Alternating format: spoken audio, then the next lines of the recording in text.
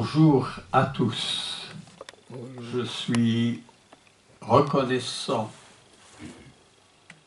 pour tout ce qui est du domaine spirituel dans ma vie. Et encore aujourd'hui, pour vous qui êtes là.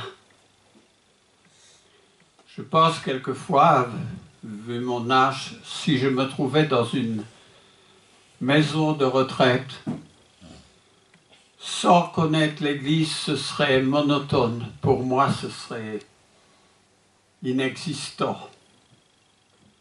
Mais déjà, depuis hier, je me réjouis de ce moment où je suis avec vous. J'ai la charge d'être le prédicateur, une charge dont en 2026 je vais diminuer pour que vous puissiez prendre votre élan. Je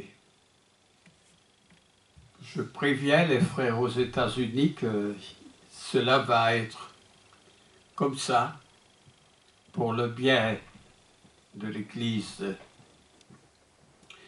Alors aujourd'hui, je veux prendre le second volet de la sagesse.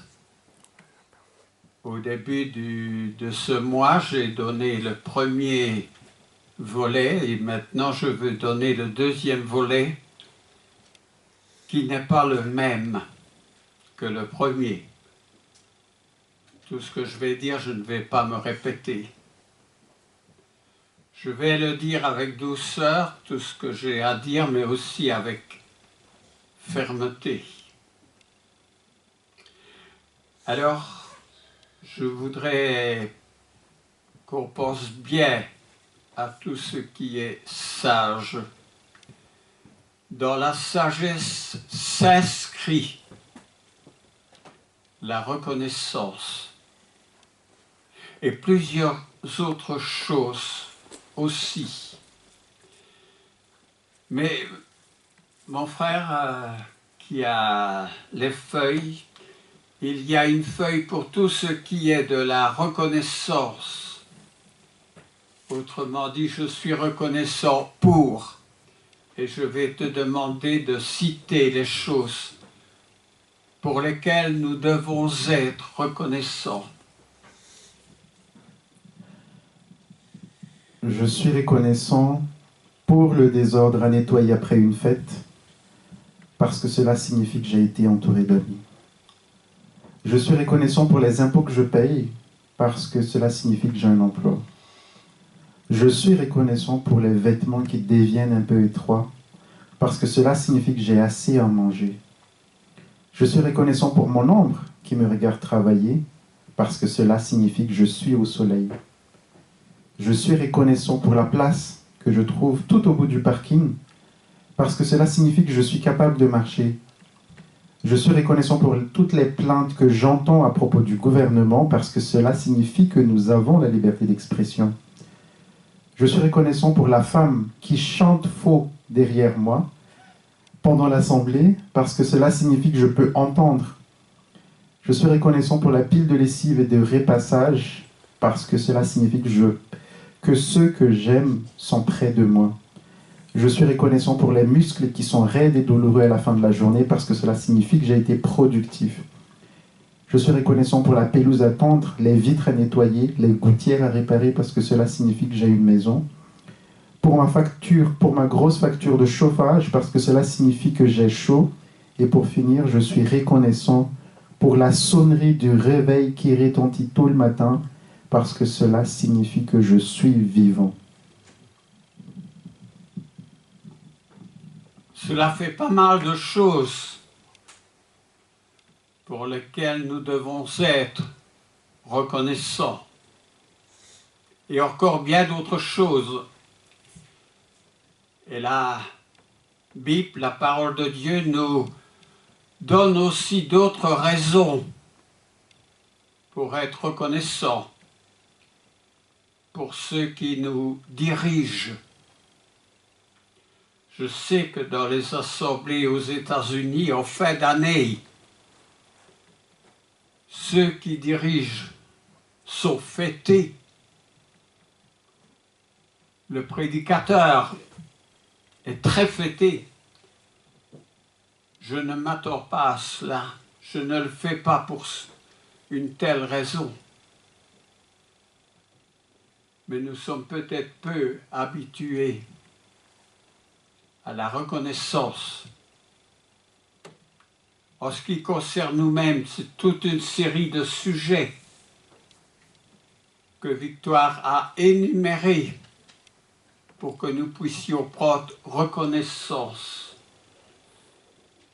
Alors, il y a aussi des choses dans la sagesse, dans le domaine spirituel, que nous manquons de sagesse. Déjà, quand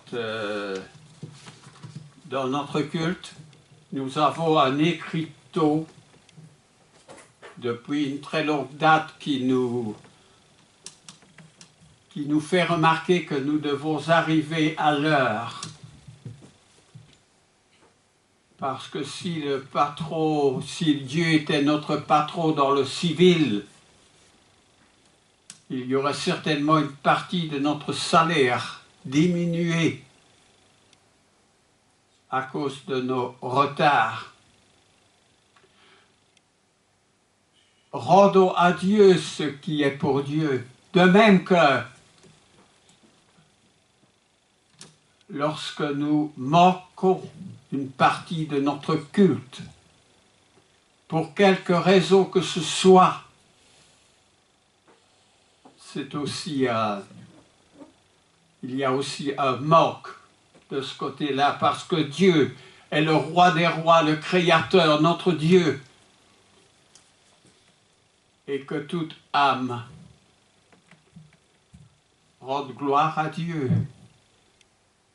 Donc, soyons là à l'heure et partons à l'heure aussi qui est indiquée pour terminer, et respectons les heures, aussi bien pour ceux qui présentent un programme que pour ceux qui assistent. Dans toutes les assemblées que j'ai visitées aux États-Unis, ceux qui assistent à la classe biblique, et ce n'est pas non plus l'assemblée entière, mais ils sont là 5 minutes avant l'heure et à l'heure pile. Celui qui donne la classe commence. Il y a tout au plus 1 ou 2 personnes qui arrivent en retard sur les classes. Il y a une dizaine de classes suivant les âges. Et ces classes sont généralement bien respectées. Pourquoi tout cela? Parce que nous suivons le modèle. Parce que dans le modèle qui est la parole de Dieu, nous voyons qu'ils étaient à l'œuvre, non pas seulement le premier jour de la semaine, mais tous les jours de la semaine. Vous me direz qu'ils avaient plus le temps que nous, peut-être.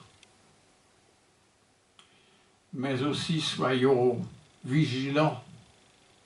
Nous venons pendant les 10 minutes, 15 minutes tout au plus,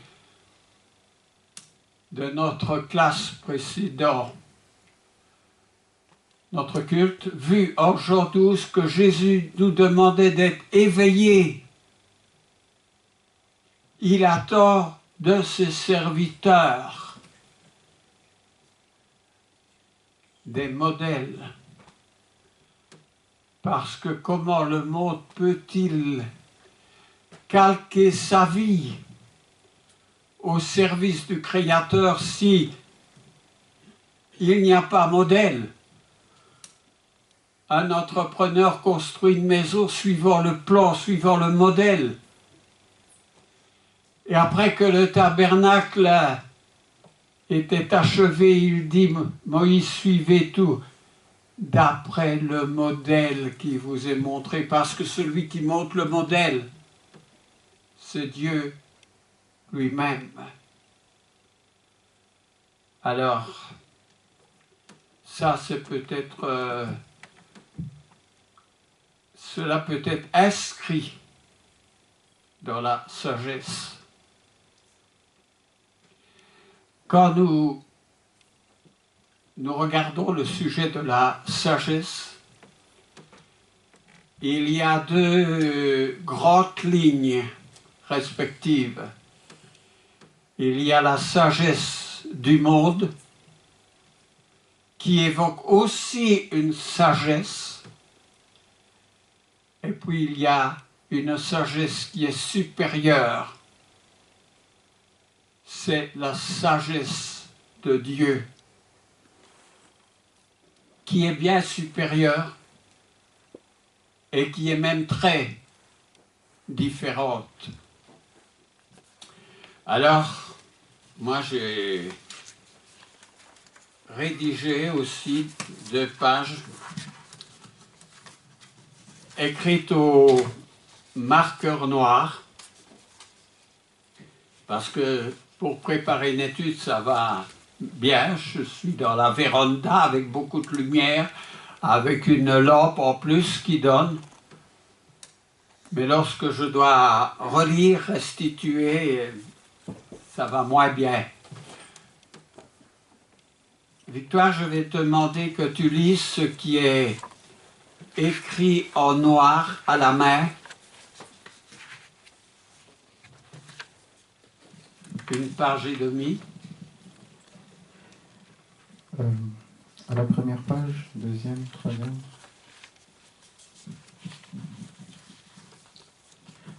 Quelle page, monsieur Jean-Marie? Eh bien, ce qui est écrit à la main, au marqueur noir, est-ce que tu vois cela? Oui.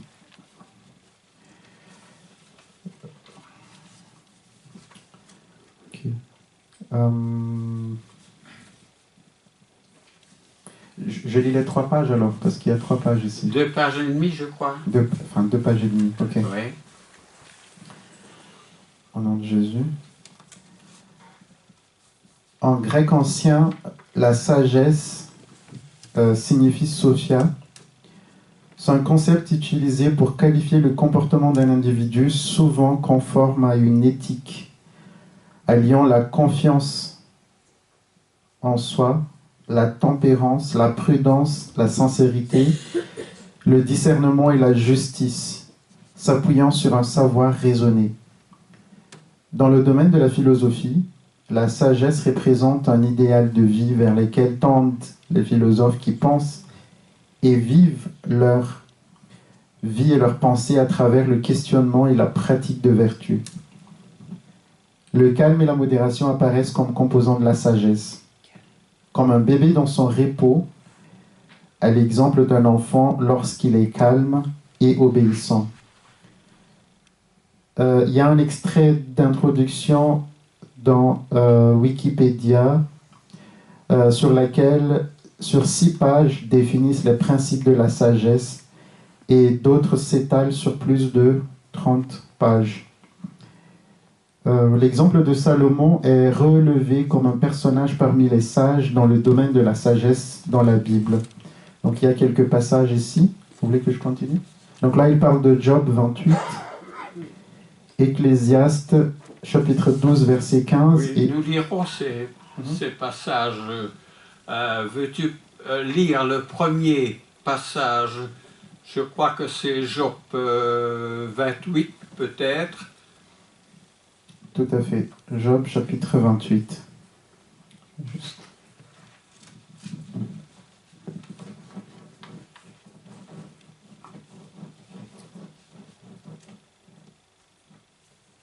Job, un personnage de l'ère patriarcale, avant Moïse. Au nom de Jésus. Donc on a 28 versets. 28, au nom de Jésus. L'argent sort de quelque part et il existe un endroit pour affiner l'or. Le fer est tiré de la poussière et on coule le bronze à partir d'une pierre. L'homme met fin aux ténèbres, il explore jusqu'à l'extrême limite des pierres cachées dans l'obscurité et dans l'ombre de la mort. Il creuse un puits loin des endroits habités, là où les pieds ne sont d'aucune aide. Il est suspendu, balancé loin des humains. La terre qui fournit le pain a profondément bouleversé comme par un feu. Ces pierres contiennent du saphir et l'on y trouve de la poussière d'or. L'oiseau de proie n'en connaît pas le sentier. L'œil du faucon ne peut l'apercevoir. Les plus fiers animaux n'y ont jamais marché. Les lions n'y aient jamais passé. L'homme porte sa main sur la roche. Il bouleverse les montagnes depuis la racine. Il ouvre des galeries dans les rochers. Et son œil peut contempler tout ce qu'il y a de précieux. Il arrête l'écoulement de l'eau et il amène à la lumière ce qui est caché. Mais la sagesse, où peut-on la trouver? Où est l'emplacement de l'intelligence? L'homme ne connaît pas sa valeur. Elle ne se trouve pas sur la terre des vivants. L'abîme dit, elle n'est pas en moi. Et la mer dit, elle n'est pas avec moi. Elle n'est pas donnée en échange d'or pur. On ne l'achète pas avec de l'argent. L'or d'Ophir ne fait pas le poids contre elle, ni le précieux onyx ou le saphir. On ne peut la comparer ni à l'or ni au verre. On ne peut l'échanger contre un vase en or fin. Oublier les corails et le cristal, posséder la sagesse, c'est avoir plus que des perles. La topaze d'Éthiopie ne peut être comparée à elle, et l'or pur ne fait pas le poids contre elle. D'où vient donc la sagesse? Où est l'emplacement de l'intelligence? Elle est cachée aux yeux de tout être vivant. Elle est cachée aux oiseaux. Le gouffre de la perdition et la mort disent, nous en avons entendu parler, c'est Dieu qui sait comment parvenir jusqu'à elle. C'est lui qui connaît son emplacement, car il voit jusqu'aux extrémités de la terre. Il aperçoit tout sous le ciel. Quand il a déterminé le poids du vent et a fixé la mesure de l'eau, quand il a donné des règles à la pluie et tracé un chemin pour l'éclair et le tonnerre, c'est alors que Dieu a vu la sagesse et l'a mise en évidence. Il en a posé des fondations et l'a examiné. Puis il a dit à l'homme, la crainte du Seigneur, voilà en quoi consiste la sagesse. S'éloigner du mal, voilà en quoi consiste l'intelligence. Amen.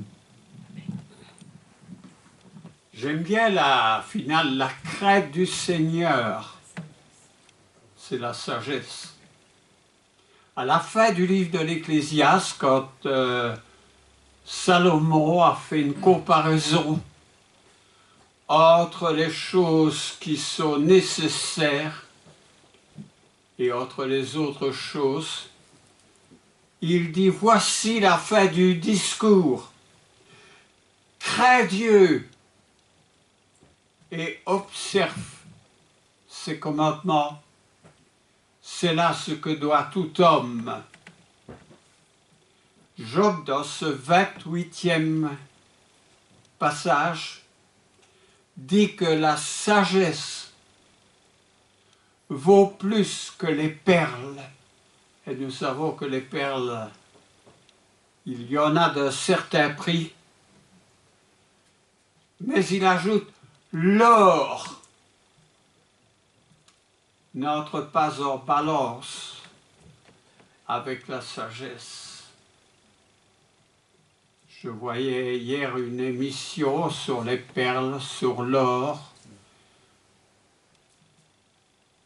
Cette émission présentait deux planètes qui s'étaient cognées et dont leur contenu en or s'était déversé sur la terre. Ils essayaient de tracer l'existence de l'or. L'or qui reflète la lumière. Eh bien, l'or pur n'entre pas en comparaison avec la sagesse. elle ne s'échange pas, même pour de l'or fin. Alors, d'où vient donc la sagesse? Où est, dit Job, la demeure de l'intelligence? Alors,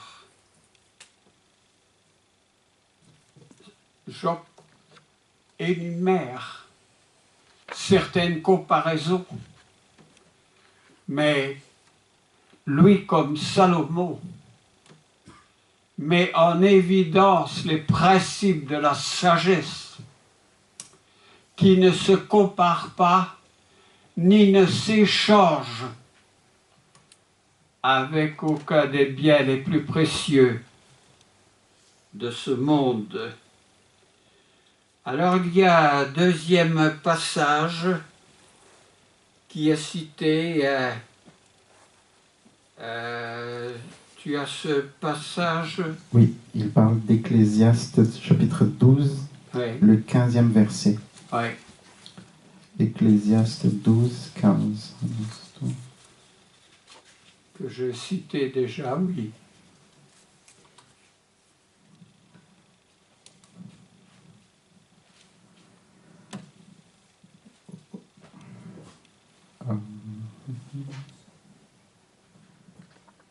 Ecclésiaste 12 ne semble pas avoir de 15e verset.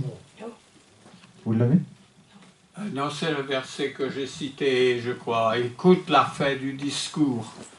Oui. Crains Dieu et observe ses commandements. C'est ça, 13, oui, tout à fait. Écoutons la conclusion de tout ce discours. Crains Dieu et respecte ses commandements, car c'est ce que doit faire tout homme. En effet, Dieu emmènera toute œuvre en jugement, et ce jugement portera sur tout ce qui est caché, que ce soit bon ou mauvais. Amen. Il est bien évident que, malgré notre intelligence, nous discernons mal la grandeur et l'observance de tout ce qui est présenté comme sage à nos yeux. Il y a un tas de domaines spirituels issus de la pensée de Dieu, mais dans notre réflexion n'atteint pas la réflexion de Dieu. C'est pourquoi, par exemple, Dieu nous demande d'être en éveil. Parce que lorsque nous dormons, nous sommes plutôt dans les rêves que dans la réalité.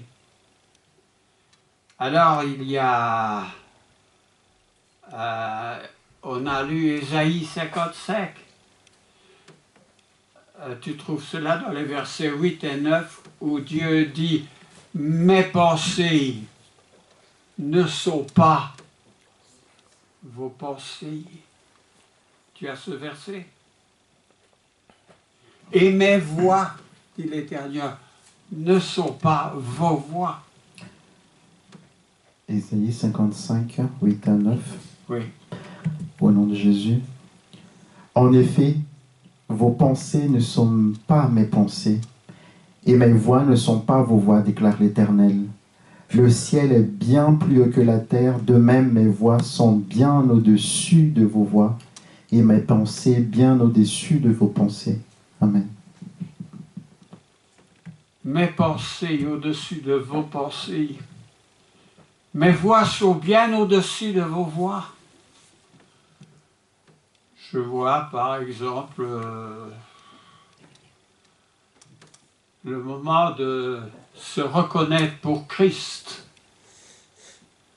Bien sûr, je suis chrétien. Mais le monde religieux dit aussi, je suis chrétien. j'obéirai à Dieu, mais j'ai d'abord besoin de satisfaire mes plaisirs, mes exercices corporels et beaucoup de choses. Oui, j'obéirai à Dieu. Au rappel d'un frère autrefois qui, lors de ma visite, a dit « Mais quand j'aurai terminé ma deuxième maison, vous me verrez davantage à l'église. » Oui, ce frère a terminé sa deuxième maison, mais ensuite il est décédé. Peut-être avait-il tout donné, toutes ses forces, toute sa vitalité, tout son argent dans cette deuxième maison. Mais hélas, il n'a pu achever ce qu'il avait prévu pour Dieu. Cherchez d'abord le royaume de Dieu et sa justice, et le reste vous sera donné par surcroît. Dieu en premier lieu. Oui, il y a des travaux qui exigent notre présence, mais jamais dans l'absolu. J'ai autrefois bénévolement travaillé dans la Croix-Rouge qui demandait des secouristes tous les week-ends. Il y avait le football, il y avait le cortège à Verviers, il y avait toutes les manifestations. J'ai toujours été présent, mais toujours j'ai dit,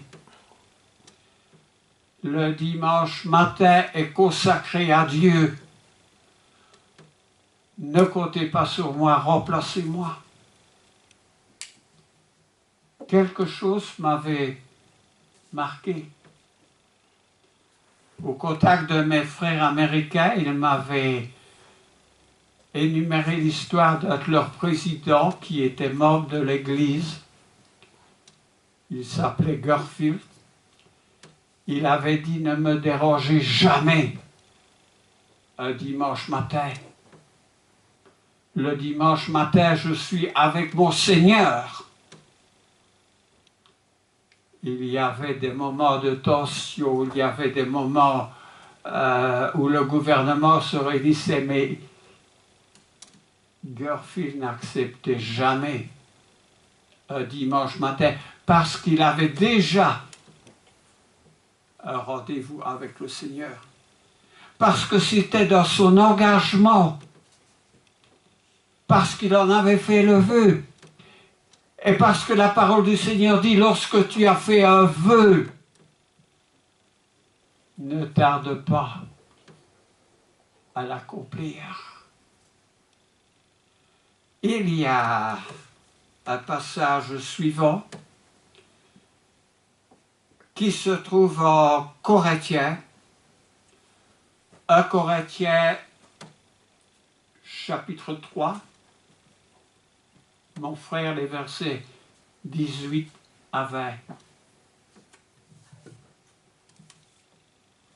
1 Corinthiens 3, 18 à 20. Au nom de Jésus. Que personne ne se trompe lui-même. Si quelqu'un parmi vous pense être sage selon les critères de l'ère actuelle, qu'il devienne fou afin de devenir sage. Car la sagesse de ce monde est une folie devant Dieu. En effet, il est écrit, il prend les sages à leur propre ruse. Et encore, le Seigneur connaît les pensées des sages, il sait qu'elles sont sans valeur. Amen. La sagesse de ce monde est une folie.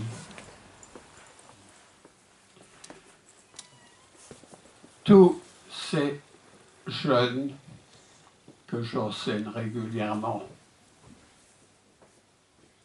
où êtes-vous? Ah, j'ai du sport aujourd'hui. Je ne peux pas être là. C'est important. Ah, moi, je vais promener. Moi, j'ai un voyage. Moi, j'ai ceci. Moi, j'ai cela. Où êtes-vous aujourd'hui?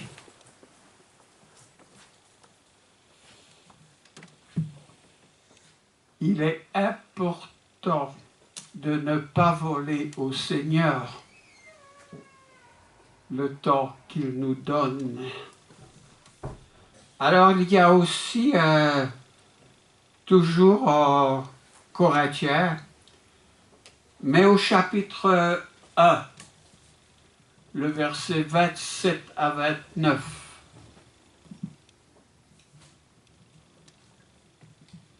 « 1, 27 à 29. Au nom de Jésus. Mais Dieu a choisi les choses folles du monde pour couvrir de honte les sages. Et Dieu a choisi les choses faibles du monde pour couvrir de honte les fortes. Dieu a choisi les choses basses et méprisées du monde pour celles qui ne sont rien, pour réduire à néant celles qui sont, afin que personne ne puisse faire le fier devant Dieu. » Amen. Eh bien, les choses folles du monde, c'est nous. Les choses faibles du monde, c'est encore nous. Les petites choses, le petit troupeau. Encore soyons bien contents d'être un petit troupeau parce qu'au temps de Noé, son auditoire n'était que de 8 personnes. Où était le monde? Que faisait-il?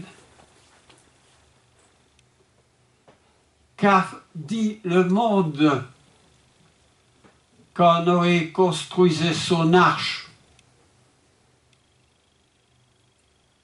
Il est fou ce type. Ah, t'as vu ça? Il est en train de scier du bois pour construire un bateau.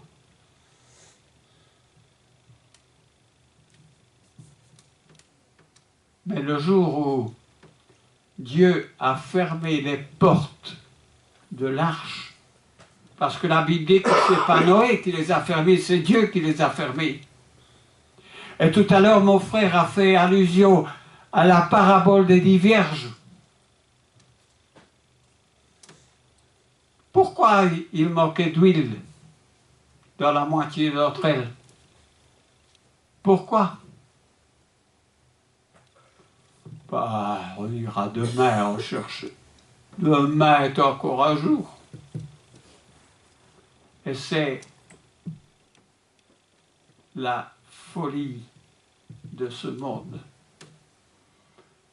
Alors, mes frères, je ne vais pas la faire plus longue, la prédication, mais il se peut que le Seigneur revienne bientôt. D'ailleurs, la Bible dit bientôt. Parce qu'au temps de Noé, c'était trop pour Dieu que de supporter ce monde-là. Et encore de ce monde-là, il n'y avait pas la sexualité, l'amour de l'argent, les guerres, la pédophilie, tout ce que vous pouvez imaginer. Ce n'était pas encore apparu dans ce monde-là.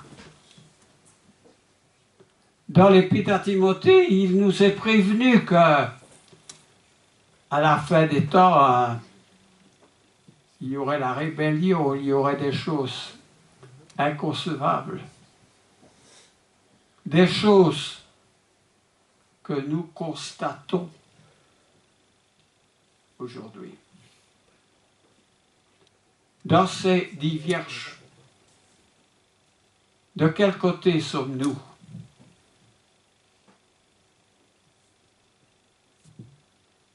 Est-ce que le Seigneur peut revenir aujourd'hui? Sommes-nous prêts? Où sont nos bien-aimés pour lesquels nous consacrons notre temps, pour lesquels les assemblées de chrétiens ailleurs comme aux États-Unis soutiennent les prédicateurs, non pas de leur superflu, mais parce qu'ils ont trouvé juste les choses qui viennent de Dieu.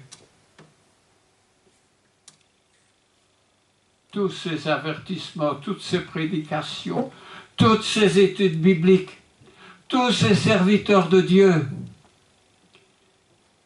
eh bien, ça suffit de les entendre le dimanche, on pèse le volet jusqu'au dimanche suivant.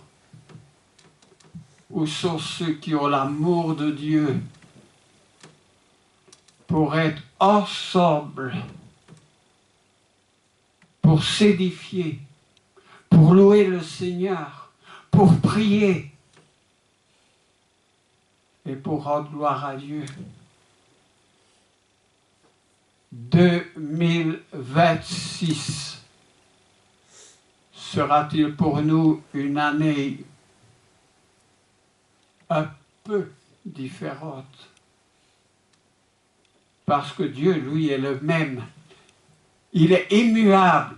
Il est le même hier, aujourd'hui, et il sera le même demain.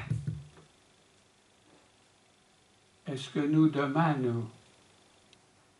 nous allons en prendre compte? Allons-nous prendre compte de tous ces conseils que nous venons de lire?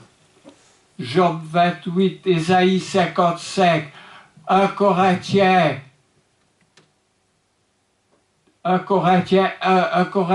3, partout où il parle de la sagesse. Que le Seigneur bénisse la prédication et sa parole. Amen. Amen.